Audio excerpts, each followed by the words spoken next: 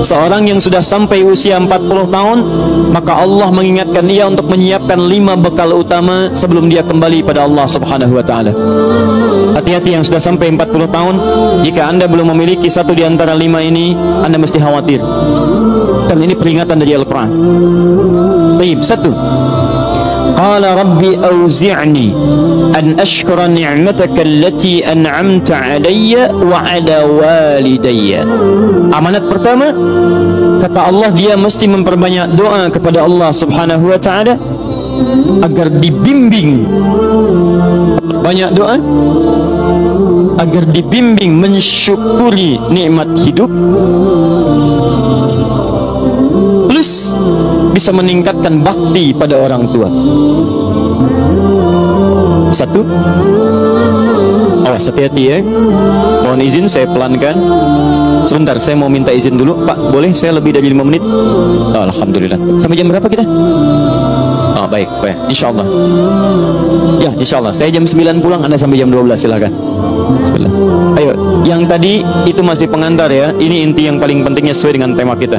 Lihat baik-baik. 1. Rabbi auzi'ni an ashkura ni'mataka allati an'amta 'alayya wa 'ala walidayya. Perhatikan baik-baik. Ya Allah, mohon bimbing saya untuk selalu bisa mensyukuri segala nikmat yang telah Engkau berikan pada saya sekarang. 1. Dan pada kedua orang tua saya. Baik, jadi kalau sudah sampai usia 40 tahun, pertama, Anda memohon doa kepada Allah untuk dibimbing terus bersyukur kepada Allah. Ini yang mau saya tegaskan. Lihat baik-baik. Apa itu syukur? Tidak ada makna lain dari syukur yang tertuang dalam Al-Quran dan hadis kecuali ungkapan kebahagiaan atas nikmat yang Allah berikan kepada kita dengan cara menggunakan nikmat itu sesuai dengan fungsi yang telah Allah tetapkan. Misal, kita akan bersyukur dengan nikmat penglihatan mata. Anda diberikan 40 tahun dalam hidup, mata masih bisa melihat. Bagaimana mensyukuri nikmat mata? Kalau Anda ingin syukuri nikmat mata, maka yang paling singkat, gunakan nikmat mata ini sesuai dengan peruntukan yang telah Allah tetapkan. Fungsi yang telah Allah tetapkan. Apa fungsi mata? Masih ingat? Melihat yang baik-baik. Quran surah ke-24 ayat 30 untuk laki-laki, ayat 31 untuk perempuan. Qul lil mu'minina yaghuddu min absarihim. Katakan pada pria-pria yang merasa punya iman. Dengan iman itu dia yakin dengan akhirat. Wa bil akhirati hum yuqinun. Karena yakin dengan akhirat dia sadar akan pulang dan dia tahu nikmat matanya akan ditanya oleh Allah Subhanahu wa taala. Katakan pada pria-pria yang yakin bahwa matanya akan ditanya oleh Allah. Quran surah ke-17 ayat 36. Innas sam'a wal basara wal fuada kullu ulaika kana anhu mas'ula. Setiap pendengaran Anda, penglihatan Anda, plus apa yang Anda fikirkan, satu saat akan ditanya, dipertanggungjawabkan di hadapan Allah Subhanahu wa taala. Karena itu kata Allah, katakan pada orang-orang yang yakin dengan itu semua, ghuddu min absarihim, matanya hanya boleh melihat yang baik-baik saja. Yang tidak baik palingkan. Ibu juga sama, ayat 31-nya. Wa kullil mu'minati yaghdudna min absarihinna. Katakan pada perempuan yang merasa yakin dengan Allah, yakin akan pulang, yakin akan ditanya, matanya hanya boleh melihat yang baik-baik saja menurut Allah. Yang tidak baik palingkan. Di ghaddul basar itu bukan nggak boleh lihat, Pak. Ghaddul basar itu silahkan lihat, tapi ketika yang dilihat tidak baik menurut Allah, maka palingkan dari itu semua. Ini tidak tepat, teman-teman sekalian. Anda hanya mengucapkan alhamdulillah ya, sampai sekarang penglihatan masih baik. Belum cukup. Baik itu dipakai lihat apa?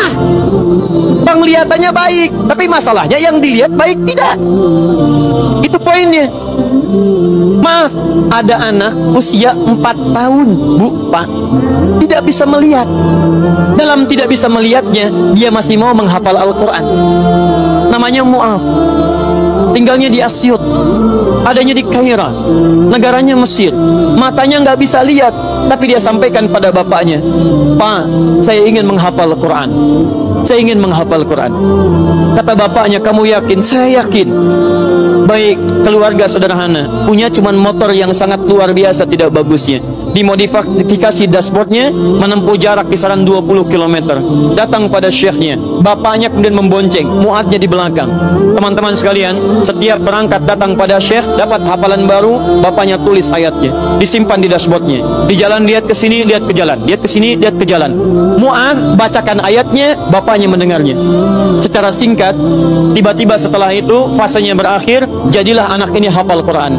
Yang ngantar belum hafal Quran, yang diantar nggak bisa lihat hafal Quran.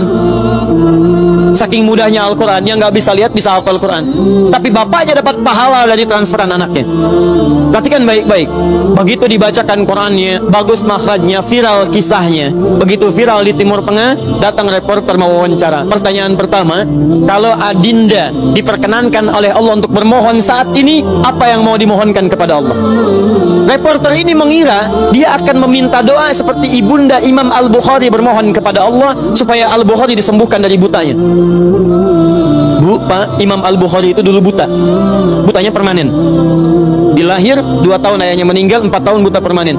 Nanti ada satu kejadian di situ, yang dengan kejadian itu ibunya berdoa kepada Allah, anaknya menghafal Quran sampai di surat Qaf, ya, ayat ke-22. Anaknya murajaah ayat, ibunya memohon kepada Allah sambil menangis, sambil tertidur, sampai tertidur.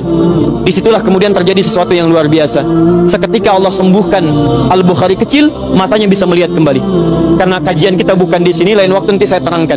Anda yang punya kitab Fathul Bari, Syarah Sahih Al-Bukhari, beli jilid pertama, kitab Muqaddimah, halaman 634, paling kiri, paragraf yang ketiga, dari 1 sampai dengan 9. Anda temukan kisahnya. Nah, reporter ini mengira ini Mu'adz akan minta kepada Allah seperti Al-Bukhari kecil memohon kepada Allah, matanya bisa melihat lagi. Ternyata lihat baik-baik. Kalau saya diperkenankan bermohon kepada Allah dan permohonan saya dikabulkan, maka pertama saya akan mohon kepada Allah untuk tetap membutakan mata saya sampai dengan kiamat. Ya Rabb, mohon butakan mata saya sampai kiamat, karena dengan buta mata ini saya bisa menghafal Quran. Saya takut ya Allah, kalau saya melihat lagi, mata saya melihat maksiat dan hilang Quran dari hafalan saya. Anda bisa bayangkan, anak kecil 4 tahun, mata nggak bisa lihat, digunakan menghafal Quran, dan dia takut kalau melihat matanya dipakai maksiat. Antum dikasih 40 tahun, 40 tahun, lebih daripada 4 tahun, lebih dari 14 tahun, Anda sampai 40 tahun dipakai mata, dipakai apa mata Anda sampai dengan hari ini? Berapa maksiat yang telah Anda kumpulkan dari mata Anda itu? Mungkin wajar, jangankan hafal, baca masih sulit, lihat mushaf masih enggan, membaca masih susah. Kalau Anda sulit berhadapan dengan Al-Quran dalam pandangan Anda, tanyakan pada diri Anda, dipakai maksiat apa mata ini selama ini? Makanya ulama mengatakan, kalau mata Anda sulit melihat mushaf, jangan dulu dibaca. Bawa mushaf yang paling besar, simpan di ruang tengah Anda, bangun malam-malam jam 2, gak usah dibaca. Lihat mushaf, lalu sampaikan pada diri Anda, ya Allah, dosa apa, maksiat apa mata saya sampai lihat mushaf pun gak bisa. Anda mesti hati-hati. Dan Anda berlomba dengan itu. Demi Allah saya katakan, saya kunjungi beberapa tempat di Indonesia, dan luar biasa. Anak-anak sekarang 4 tahun, 5 tahun, 6 tahun sudah berlomba menghafal Quran. Saya dapat kunjungan anak dari Bali kemarin, Bu, dari Bali datang. Anak TK, usia 4 tahun mau 5 tahun, datang dari Bali ke Masjid Al-Ihsan di Bekasi hanya untuk menyetorkan hafalan surah Abasa. Abasa wa tawalla an ja'ahul a'ma. Hanya menyetorkan surah Abasa, datang dari Bali jauh-jauh ke Masjid Al-Ihsan ke Bekasi. Anak 4 tahun. Antum diberikan 40 tahun, lebih daripada itu. Untuk baca saja masih belum punya waktu. Anda butuh berapa tahun lagi? Anda mesti hati-hati. Dan hebatnya, Anda yakin akan pulang, Anda yakin akan meninggal. Saya bingung saya. Urusan dunia Anda cari-cari, berangkat gelap, pulang gelap. Tapi Anda yakin akan ditinggalkan. Anda punya uang, Anda beli mobil, tapi Anda tahu mobil itu akan dipakai, mobil itu akan ditinggalkan. Anda punya uang bikin rumah bagus-bagus, luas-luas, mewah-mewah, tapi Anda sadar akan meninggal, itu akan ditinggalkan. Meninggal dunia, semua dunia ditinggalkan. Pertanyaan saya, apa yang Anda bawa pulang saat kembali kepada Allah? Mu'adz belum selesai. Perhatikan bagian kedua, dan ini bagian penutup dari kalimat Mu'adz. Wallahi, kalau saya diperkenankan memohon kepada Allah dan dikabulkan doa saya sekarang, maka saya saya mohon kepada Allah yang kedua, lihat permohonannya. Saat saya kembali kepada Allah di hari kiamat, saya berhadapan dengan Allah tanpa ditemani siapapun. Tidak ada ayah saya yang biasa mengantar saya untuk hafalan Quran. Tidak ada ibu yang melahirkan saya. Tidak ada kakak dan adik saya. Saya akan berhadapan dengan Allah sendirian. Tangan saya gemetar, kaki saya gemetar, dan saya akan katakan di hadapan Allah pada saat itu, Ya Rab, Ya Rab, khafif ya Rab hisabi. Ya Allah, mohon ringankan hisab saya saat ini ya Allah. Saya sudah berusaha menghafal Quran. Saya sudah bisa datang ke sini membawa hafalan Quran. Kalau dengan semua bekal itu belum layak mendapatkan ridhamu untuk masuk ke surga, mohon kurangi hukuman saya di neraka. Anak 4 tahun, dia belum balik, mata buta, dia berusaha menghafal Quran. Dia masih berkata, kalau saya di hari kiamat kurang bekal ya Allah, saya sudah mencoba menghafal Quran, tolong kurangi siksaan saya kalaupun saya masih disiksa dengan Quran yang telah saya bawa ini. Pertanyaan saya, Anda yang diberikan 40 tahun sampai dengan hari ini, berapa bekal yang sudah Anda kumpulkan? Dia belum balik, Anda sudah lewat balik. Maka satu saya katakan, itu baru mata bu, Pak, belum telinga. Dipakai apa telinga antum sehingga sulit mendengar adzan, sehingga sulit merespon? Orang belum adzan sudah ke masjid, antum sudah komat ke masjid. Yang hebatnya luar biasa, ini rumah antum di sini, ini masjidnya, masya Allah, speaker masjid spesial ke rumah antum begini. Jaraknya nggak terlampau jauh, sepeda ada, motor ada, mobil punya, banyak ragamnya. Orang nggak punya sepeda, cuman punya kaki bisa ke masjid, jarak 1 kilo. Antum cuman 10 meter, sepeda ada, motor ada, mobil ada, belum menyentuh Anda untuk ke masjid. Anda butuh pendengaran seperti apa lagi? Butuh kaki bagaimana lagi? Karena itu bertakwalah kepada Allah Subhanahu wa ta'ala. Kalau Anda mengaku ingin bersyukur, syukur itu bukan mengucapkan alhamdulillah saja, tidak. Alhamdulillah itu butuh pembuktian. Alhamdulillah itu komitmen. Setiap komitmen butuh pembuktian. Cinta itu komitmen. Cinta butuh pembuktian. Buktinya pernikahan. Makanya para akhwat yang belum menikah, jangan mau dikatakan dengan kata-kata angin surga. Sayang, namamu sudah tertulis di hatiku. Katakan, saya tidak mau tulis di hati, tulis di buku nikah.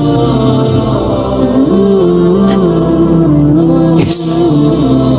Tidak cukup dengan yes, buktikan dengan syukur pada Allah Subhanahu wa ta'ala. Ayo, mata antum dipakai apa saja?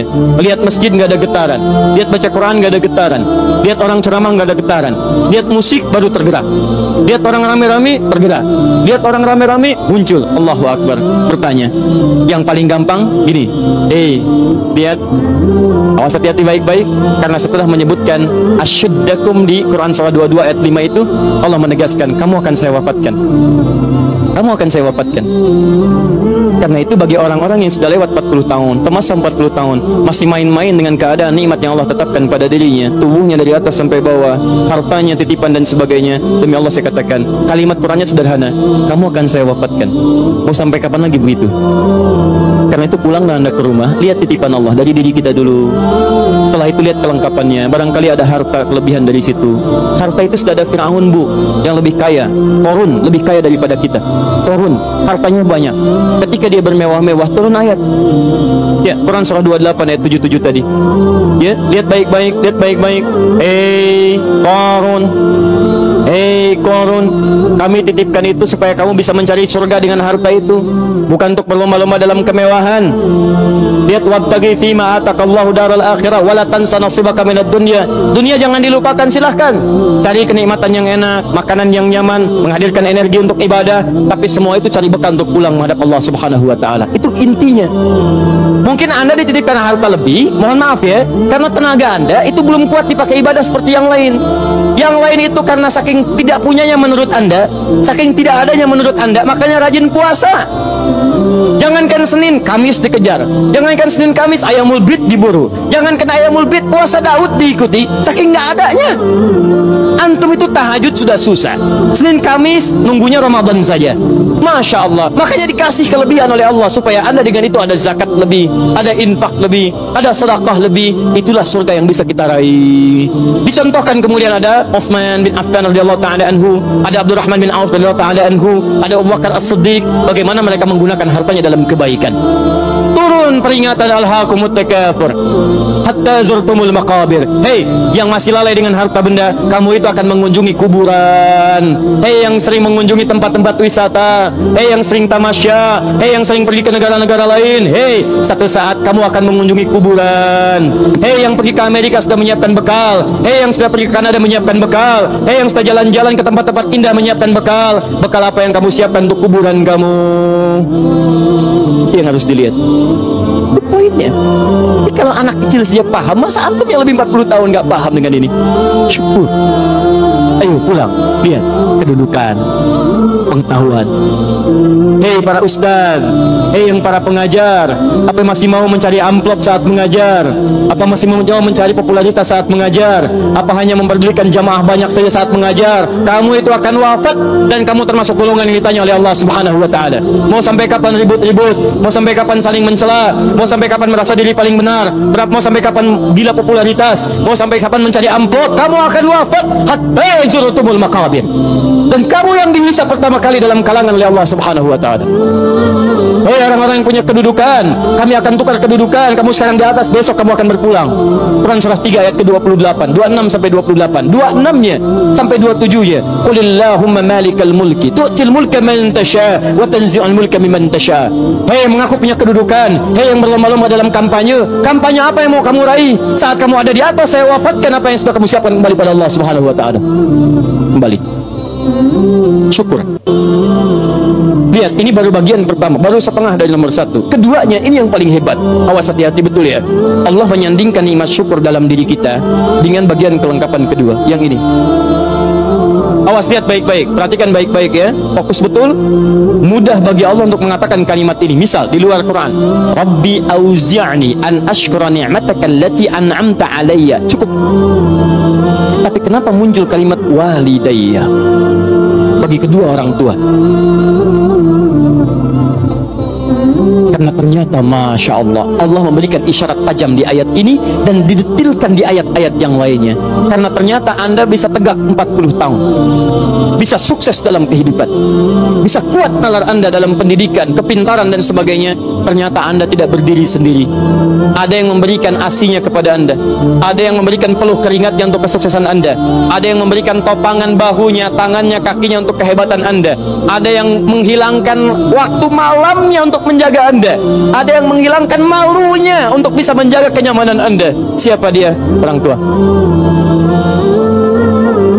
Antum pernah dengar kisah Nabi Ismail? Ibu kenal Nabi Ismail? Kenal di mana? Siapa ibundanya Nabi Ismail?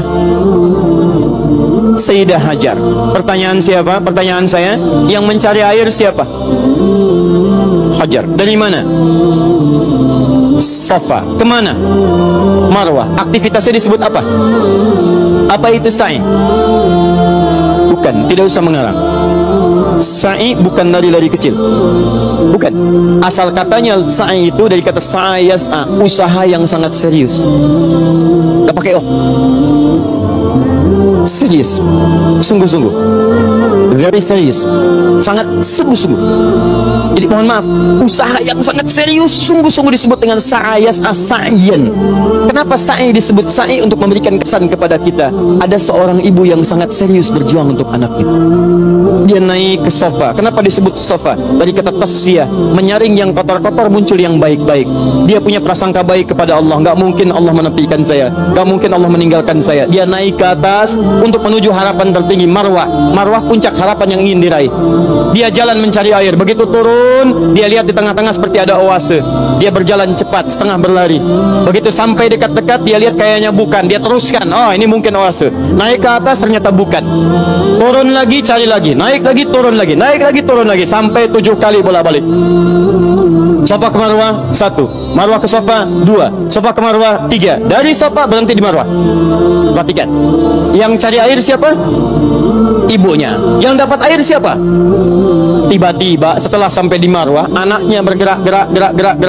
Des. Begitu menghunjam kakinya ke tanah, tiba-tiba air keluar. Datang ibunya, kata ibunya, zam. Ada zam, ada ijma. Kalau ijma, kumpul. Kalau zam artinya zam, kumpul jangan berhenti. Kumpul jangan berhenti. Sampai sekarang disebut zam, sampai sekarang tidak pernah berhenti. Pertanyaan saya, apakah Ismail ketika didudukan oleh ibunya, didiamkan itu, dan ibu mencari air, dia tidak bergerak-gerak? Saya tanya pada semua orang ibu yang ada di sini. Ketika ibu melihat anaknya kehausan, ibu simpan di bawah, dia bergerak tidak? Gerak. Tangan bergerak, kaki bergerak. Pertanyaan saya, kenapa saat dia bergerak, air gak keluar? Tapi air itu keluar, Pak, setelah ibunya bola-balik. Ibu bola, ibu balik, ibu bola, ibu balik. Setelah bola balik 7 kali, baru air keluar. Dan pada yang ke-7 itu malaikat kemudian mengepakkan sayapnya, menghantamkan dengan kaki Ismail alaihissalam, baru keluar air. Di air keluar itu setelah ibunya usaha. Kalau ibunya nggak usaha, nggak akan keluar tuh air. Makanya demi Allah saya katakan, ketika ada sa'i itu refleksi, Pak, gambaran tentang ketaatan kita pada orang tua, bukan cuma bolak-balik. Makanya saya sarankan pada Anda, kalau manasik itu yang benar, bukan cuma turun, naik, turun, naik. Sekarang ada yang waif, Rabbighfir warham wa'fu watakarram, pindah kiri kalau capek.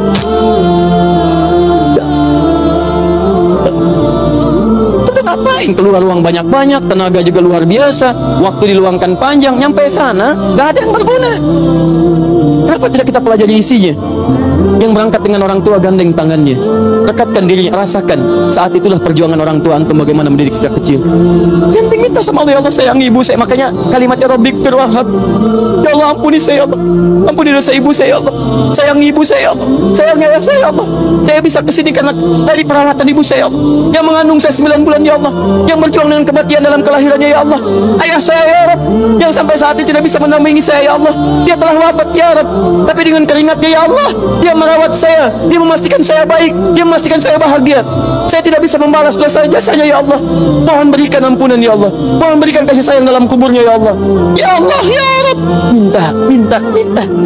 Makanya ketika Anda usia 40 tahun, Allah kembali menyentuh jiwa Anda. Hei, yang merasa kaya, mungkin usia Anda itu sudah lewat 40 tahun. Anda merasa kaya luar biasa. Jangan bangga dulu dengan kekayaan, karena mungkin kerja keras Anda itu cuma 30% di mata Allah Subhanahu wa taala. 70%-nya tuh ibu Anda yang bangun pertengahan malam, menangis di keheningan malam. Ya Allah, mohon jadikan anak saya berhasil, ya Allah, sukses, ya Allah. Jangan sampai tempat tidurnya seperti tempat tidur saya sekarang, ya Allah. Jangan sampai makannya seperti makan saya sekarang, ya Allah.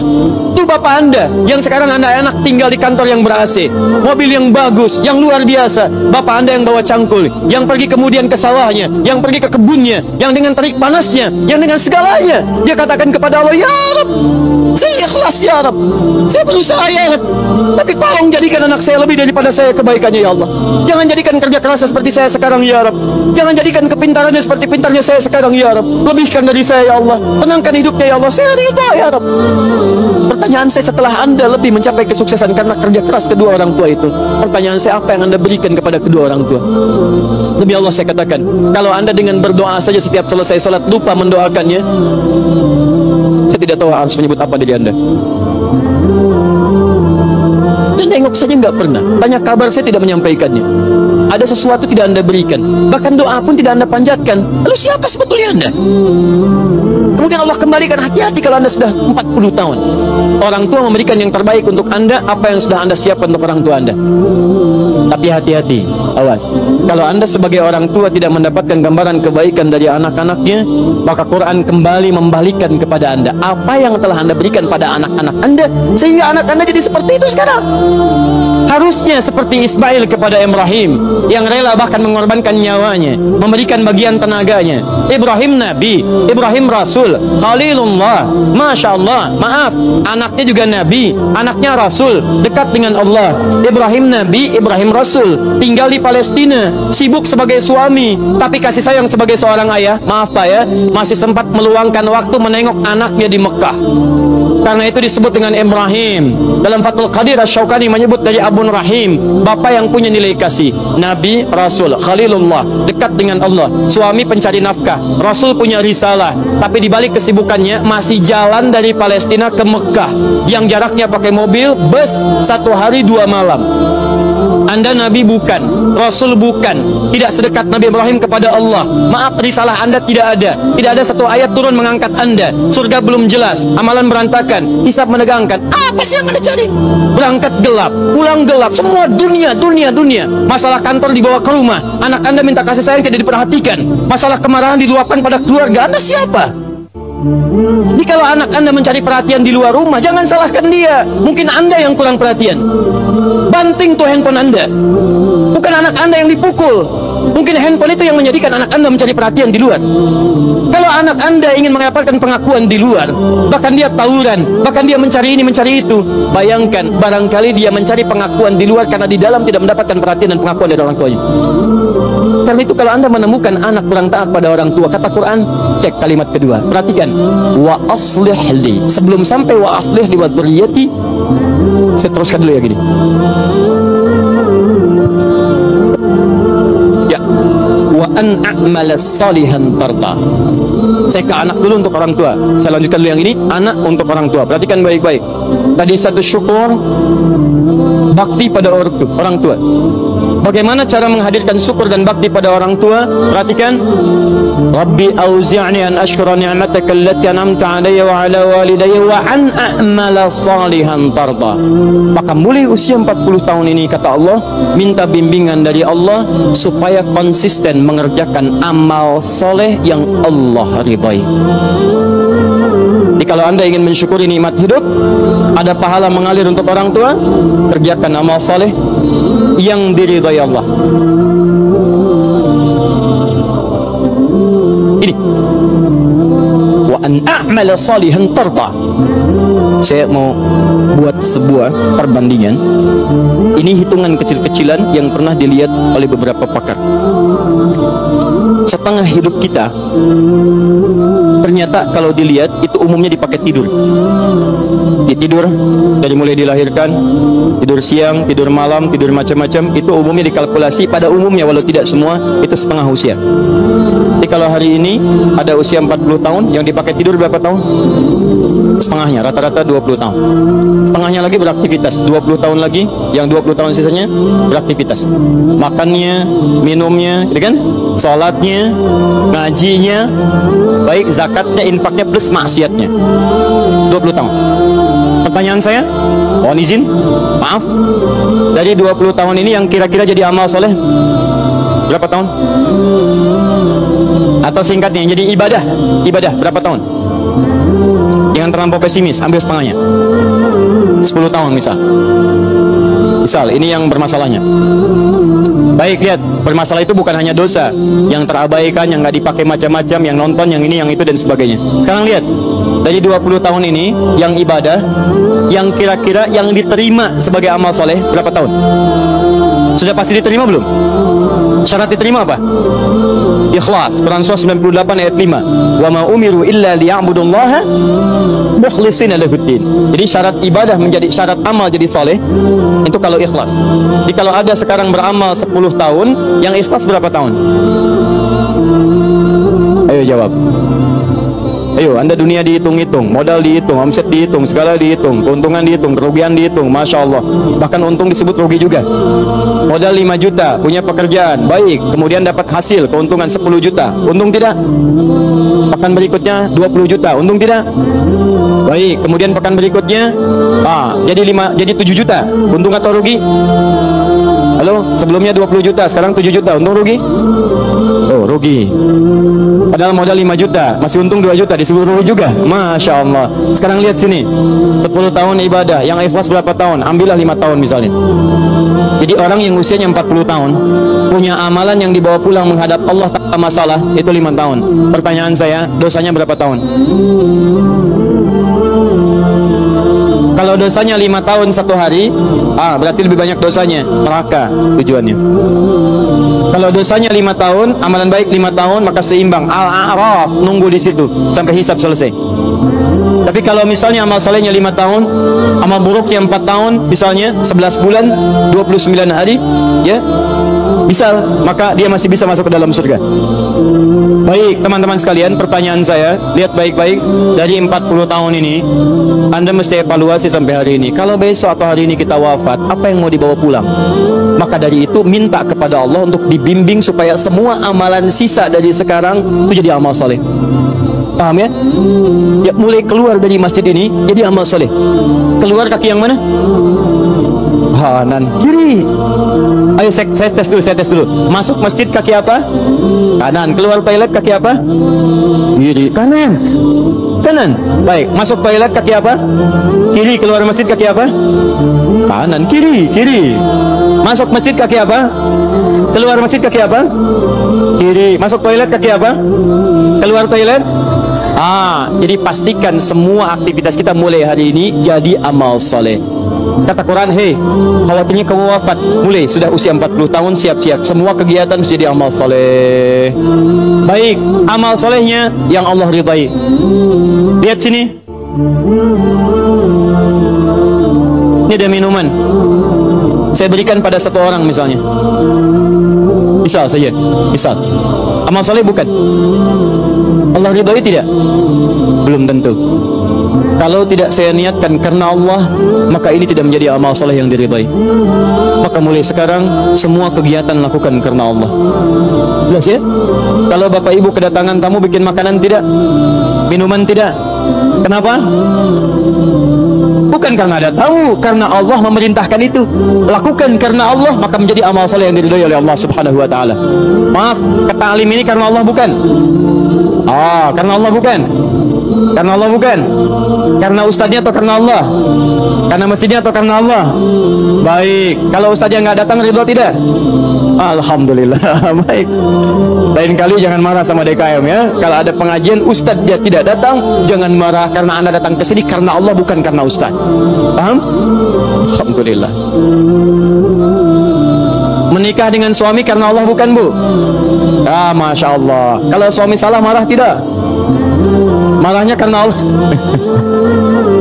Sudah. Satu. Ini masih mau jam 9 sebentar lagi. Saya sempurnakan boleh? Saya mau tutup sebentar, agak cepat saja. Bagaimana cara mendapatkan amal soleh yang singkat, padat, hasilnya banyak? Rumus kedua. Anda kalau ingin beramal soleh, saya mau akhiri, saya punya 5 menit sampai jam 9. Kalau saya ingin beramal soleh dari sekarang, caranya singkat, padat, tapi hasilnya banyak. Bagaimana caranya? Satu, wa aslih li fi dzurriyyati. Ibu mesti memanfaatkan anak-anak keturunan, didik mereka dengan didikan yang menjadikan mereka soleh. Didik anak cucu keturunan kita jadi baik. Maka walaupun Anda wafat hari ini, kebaikan semua keturunan itu akan berpahala untuk Anda seluruhnya. Misal, maaf ya, misal salat amal saleh bukan? Baca Quran amal saleh bukan? Menghafal Quran amal saleh bukan? Kalau Anda sampai hari ini merasa misalnya, maaf, salat belum bisa memaksimalkan sunnahnya, belum konsisten tahajudnya, belum konsisten amal salehnya, jarang ke masjid dengan maksimalnya, maka setidaknya jadikan anak-anak Anda bisa konsisten dengan itu semua. Ayo dorong mereka ke masjid. Ajarkan salat-salat sunnah, ajarkan yang terbaik. Maaf, Anda sampai hari ini belum hafal Quran, tapi mohon jangan sampai ada satu di keluarga Anda yang tidak bisa hafal Quran. Maka titipkan pahala kepada anak cucu Anda. Dari sekian anak cucu, satu mesti ada yang jadi ahli Quran. Ayo, bagaimana caranya? Cek lagi di mana Anda sekolahkan mereka. Katanya mau jadi ahli salat, katanya mau jadi ahli Quran, tapi Anda sekolahkan di tempat yang tidak pernah mengajarkan salat, ya tidak nyambung. Anda sekolahkan di tempat yang tidak mengajarkan Quran, yang nggak ada pahala buat Anda. Makanya kalau Anda berdoa dengan ayat ini, wa aslih li fi dzurriyyati, Anda mesti lihat lagi. Ayo kirimkan mereka pada tempat menghafal Quran, kirimkan mereka pada tempat-tempat mengajarkan agama yang baik, didik mereka dengan kebaikan. Ketika Anda wafat, maka semua yang keluar dari anak-anak itu sepanjang karena didikan dan peran Anda mengalir pahala untuk Anda. Contoh ya, ibu belum bisa bimbing baca Quran, carikan guru untuk mengajar anak Anda baca Quran. Begitu bisa baca, ibu dapat bagian pahala setiap hurufnya. At-Tirmidzi nomor hadis 2910, man qara'a harfan min kitabillahi falahu asyru hasanat. Siapa yang baca Quran setiap hurufnya 10 kebaikan. Begitu anaknya baca, dapat 10 dia. Misal, alif lam mim. Berapa huruf? Berapa kebaikan? 30. Begitu dia baca alif lam mim, dia dapat 30. Ibu yang fasilitasi plus ustadz yang mengajar, berlaku hadis riwayat Muslim. Hadis 1893. Lihat baik-baik, man dalla ala khairin falahu ajruhu mithla addi fa'ili min ghairi an yankusa min ardi syai'. Siapa yang menunjukkan fasilitasi pada kebaikan dapat pahala yang sama dengan yang mengerjakan tanpa dikurangi sedikit pun. Ibu meninggal sekarang misalnya, anak jadi ahli Quran, baca Quran, baca Quran. Setiap dia baca Quran, sepanjang Quran masih ada, anak masih hidup, setiap pahalanya mengalir untuk ibu walaupun ibu sudah tidak ada. Idza matal insanu inqata syairu amali. Ketika seorang manusia meninggal, terputus semua amalnya illa min talas, kecuali 3 hal. Awas, sedekatin jariyah, sedekah jariyah. Sedekah jariyah itu sedekah kebaikan yang jariyah, pahalanya mengalir. Ibu punya modal berapa? 50.000, beli mushaf, simpan di Masjid Raya Pondok Indah. Simpan. Begitu ada yang orang baca Quran, modal cuma 50.000, setiap dibaca pahala mengalir untuk ibu. Ibu meninggal, mushaf pasti dibaca, pahala mengalir untuk ibu. Mengalir, mengalir, mengalir, mengalir. Setiap hurufnya 10 kebaikan. Dan saya katakan hampir mustahil ada orang baca Quran cuman sehuruf, mustahil. Nun sudah dulu nggak ada. Punya si fulan pengen banyak pahala, hari ini 10 aja ya. Masya Allah, nggak ada bu, Pak, nggak ada. Minimal 19 huruf. Bismillahirrahmanirrahim, 19 huruf, 190 kebaikan. Apa ibu nggak mau dapat transferan itu bu? Pak, kalau nggak percaya silakan meninggal dulu, ntar baru tahu. Awas, hati-hati, kita nggak bisa milih bu, kita nggak bisa milih. Anda bisa duluan, saya belakangan, bisa. Atau bisa dibalik, bisa bu, bisa. Ya silakan, saya belakangan, Anda duluan. Atau Anda duluan, ya, atau saya duluan setelah Anda, bisa. Jadi semua kemungkinan ada. Betul, semua kemungkinan ada. Kita nggak bisa milih. Tapi masalahnya ketika kita pulang, ada nggak bekal yang dibawa? Ayo rencanakan dari sekarang. Ya anak-anak dilihat lagi ya. Tidak lucu menurut saya kalau anak kita sekarang ya sulit baca Quran. Cucu tidak ada yang disiapkan, mesti ada. Setiap satu keluarga besar mesti ada satu ahli Quran. Saya kasih rahasia ya. Ini rahasia kedua untuk Anda saja hari ini. Kalau Anda punya anak ahli Quran, ini langsung berita Al-Quran ditegaskan dalam hadis, dia akan diistimewakan oleh Allah. Masuk surganya dia akan dihiasi. Quran surah 35 ayat 32 sampai 33, paling kiri sebelah atas. Yuhallawna fiha min asawir. Jadi begitu mau naik surga, Qurannya bilang Allahumma hallih, ya Allah hiasi dia. Maka dipakaikan kepadanya hayulbasu ilaihi tajul karamah, dipakaikan mahkota kehormatan. Begitu dipakaikan, itu bapak ibunya dipanggil. Kalau dia beriman dan mengerjakan amal saleh, dipanggil, diberikan mahkota tambahan, dipakaikan oleh anaknya di kepala kedua orang tuanya, di hadapan semua makhluk pada saat itu, yang sinarnya lebih terang dibandingkan sinar mentari yang masuk ke dalam rumah kita. Kemudian Qurannya mengatakan Allahumma zid, ya Allah tambahkan, bedakan dengan fasilitator. Fayulbasu ilaihi libasal karamah, maka dipakaikan jubah kehormatan. Setelah dia pakai itu, digandeng kedua orang tuanya, bahkan dengan kerabat-kerabatnya, dia pimpin masuk ke dalam surga keluarganya. Maka adalah Quran surah ke-52 ayat 21. Walladzina amanu wattaba'athum dzurriyyatuhum biimanin alhaqna bihim dzurriyyatahum. Orang tua yang beriman, anaknya beriman, semua beramal soleh, kami akan jadikan semua masuk surga beriringan. Makanya doa para penghafal Quran salah satunya bisa membawa keluarganya masuk surga bersama-sama. Nanti dijawab di Quran surah 13 ayat 23 sampai 24. Nih, Jannatu adnin yadkhulunaha, dia akan masuk ke surga Aden paling minimal. Begitu masuk, wa man salaha min abaihim, bapak-bapaknya, ayah-ayahnya, ibunya yang soleh ditarik oleh dia. Wa azwajihim, pasangan-pasangannya. Jadi kalau istri yang hafal Quran, suami ditarik sepanjang dia saleh. Kalau suami yang hafal Quran, istri ditarik. Wa dzurriyyatihim, dan anak-anak cucunya. Di bapak, ibu, mertua, suami, istri, semua keturunan diajak masuk surga, dipimpin oleh penghafal Quran ini.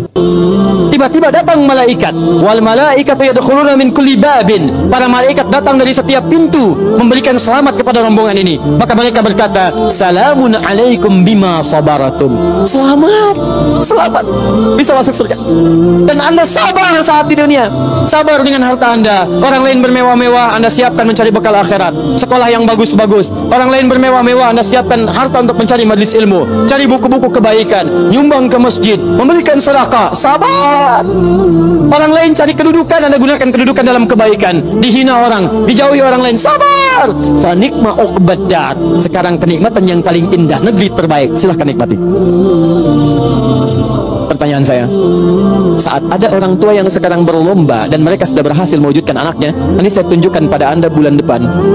Insya Allah kami akan hadirkan Hari Al-Quran yang semula tanggal 17 ke 28 Januari. Saya akan tunjukkan kepada Anda, ada anak buta hafal Quran, ada anak, maaf, disebut prematur hafal Quran, ada anak kecil-kecil dari pemulung hafal Quran, ada anak-anak yang kelihatan sederhana hafal Quran. Dan saya akan tunjukkan pada Anda siapa orang tua mereka. Ada yang tukang beca, ada yang macam-macam dan sebagainya. Pertanyaan saya, Anda yang diberikan nikmat yang lebih itu, fabi ayyi ala'i rabbikuma tukadziban, kemana Anda gunakan selama 40 tahun ke belakang ini? Yuk, investasi. Saya tutup. Yang selanjutnya, tubtu ilaik. Yang keempat, taubat. Ayo taubat. Ya. Kalau merasa hari ini belum baik bekal kita, pulang ke rumah taubat. Ya, caranya saya agak cepat saja karena waktu kita sudah habis. Quran surah 66 ayat ke-8. Ya, tubu ilallahi taubatan nasuha. Ya, taubat nasuha. Cara taubat nasuha di Quran surah ke-4 An-Nisa ayat 17 sampai 18. Ya, setelah bertobat konsisten, semakin patuh kepada Allah. Ciri orang tobat minal muslimin. Di antara tafsir muslim itu artinya patuh. Islam itu tunduk patuh. Tunduk patuh kepada Allah. Jadi kalau Anda sudah tobat, Anda lebih meningkat ketakwaan, kepatuhan kepada Allah. Maaf ya, sebelum tobat sudah qomat, belum mau salat. Setelah tobat belum azan sudah siap-siap. Sebelum tobat cuman fardu yang dikejar, itu pun agak malas. Setelah tobat jangankan fardu, sunnah dikejar-kejar. Ketinggalan tahajud sudah gelisah, ketinggalan duha sudah nggak enak hati. Itu luar biasa. Sebelum taubat kumpul-kumpul tidak jelas. Setelah taubat majlis ilmu dikejar-kejar. Ayo coba lihat, sudah Anda sudah ketinggalan kalau nggak taubat dari sekarang. Setiap tempat majlis ilmu sekarang sudah berjubel orang datang. Jadi kalau Anda tidak tertarik, Anda tertinggal. Taubat. Muslim, kalau sudah seperti itu, saya berikan kabar gembira. Quran surah 19 ayat 15. Wassalamun alaihi yawma wulida. Orang seperti itu kami akan berikan anugerah seperti Nabi Yahya kami berikan. Dunianya kami akan berikan ketentraman. Wa yawma yamutu, meninggalnya kami wafatkan dalam keadaan yang terbaik. Kuburannya kami hiasi dengan anugerah nikmat. Wa yawma yub'atsu hayya, dan dibangkitkan di akhirat dalam kegembiraan yang luar biasa. Pilihan pada diri Anda, silahkan amalkan Quran surah kedua Al-Baqarah ayat 208. Ya ayyuhalladzina amanu dukhulu fis-silmi kafah. Ayo berubah, amalkan ajaran Islam dengan sempurna, sebaik-baiknya. Anda punya dua pilihan. Kalau hari ini tidak mampu berlomba dengan orang soleh meningkatkan amal baik, maka berlombalah dengan para pendosa untuk bertobat di hadapan Allah Subhanahu wa taala. Bapak Ibu sekalian, ini materi yang bisa saya sampaikan hari ini. Jelas insyaallah? Jelas? Paham? Siap mengamalkannya? Yakin pada Al-Quran? Siap mengamalkan Al-Quran? Takbir dulu, takbir. Siap mengamalkan Al-Quran? Coba saya cek dulu ya. Quran surah 5 Al-Maidah ayat 100 sampai 101. Siap mengamalkannya? Ya ayyuhalladzina amanu la tas'alu an asya'a in tubdalakum tasukum. Hei orang-orang yang masih merasa punya iman, kalau uraian sudah jelas disampaikan, maka jangan banyak ditanyakan. Khawatir banyaknya pertanyaan itu menjadikan yang jelas semakin tidak jelas nantinya. Baik, yakin dengan Al-Quran? Jelas penyampaian saya? Ada pertanyaan? Awas. Alhamdulillah. Baik, saya kira itu yang bisa saya sampaikan. Yang terakhir saya ingin mengajak pada Bapak Ibu semua, siap jadi penghafal Quran? Saya ulang, siap berubah insyaallah? Siap berubah insyaallah? Baik, terakhir saya berikan kabar gembira. Awal bulan depan kami akan launching kelas solusi Al-Quran di beberapa tempat, dan di situ nanti kami akan buka kelas-kelas Al-Quran secara gratis, bukan sekedar menghafal tapi sesuai dengan profesi masing-masing. Jadi kalau nanti ada kita buka kelas dokter, di situ semua ayat-ayat tentang kedokteran, hadisnya kita turunkan. Jadi nanti ada dokter yang ahli Quran. Ya, jadi begitu berobat bukan cuma diberikan resep. Pak, saya pusing nih. Oh, buka Quran surah sekian ayat sekian. Obatnya ini, gitu ya. Kasih obat, kasih resep. Nanti ada kelas pengusaha, ya. Ada juga nanti kelas diplomat dan sebagainya. Kita buka kelasnya. Bagi yang berminat nanti tidak ada biaya, semua gratis insyaallah. Kita akan kerjasama baik-baik. Nanti di situ mudah-mudahan kita pancarkan pada dunia, dari Indonesia kebangkitan Islam akan dimulai dengan cahaya Quran insyaallah. Takbir. Subhanakallahumma wa bihamdika asyhadu an la ilaha illa anta astaghfiruka wa atubu ilaik. Wa akhiru da'wana alhamdulillahi rabbil alamin. Wal 'afu minkum. Assalamualaikum warahmatullahi wabarakatuh.